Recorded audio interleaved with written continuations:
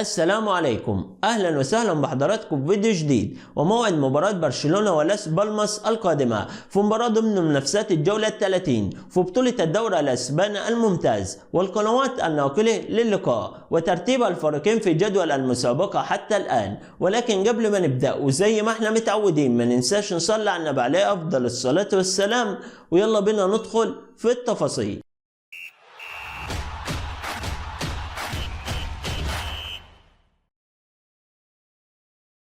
اهلا بكم من جديد وموعد المباراه والقنوات الناقله. ان شاء الله هيواجه نادي برشلونه نادي لاس بالماس في مباراه ضمن منافسات الجوله 30 في بطوله الدوري الاسباني الممتاز. المباراه تكون يوم السبت المقبل الموافق 30 مارس 2024 30/3/2024. المباراه تكون الساعه 9 مساء بتوقيت تونس والمغرب والجزائر، الساعه 10 مساء بتوقيت القاهره والسودان، الساعه 11 مساء بتوقيت السعوديه والعراق، الساعه 12 صباحا بتوقيت قطر والامارات. ان شاء الله سوف تبث المباراه عبر قناه بي ان سبورت اتش دي 1، القناه الحاصله على بث حقوق المباراه. اما عن ترتيب الفريقين في جدول المسابقه حتى الان، ترتيب الفريقين في جدول المسابقه حتى الان يحتل نادي برشلونه المركز الثاني في جدول المسابقه برصيد 64 نقطه، بينما يحتل فريق لاس بالماس المركز ال11 في جدول المسابقه برصيد 37 نقطه. وبكده نكون وصلنا لنهايه الفيديو. ما تنساش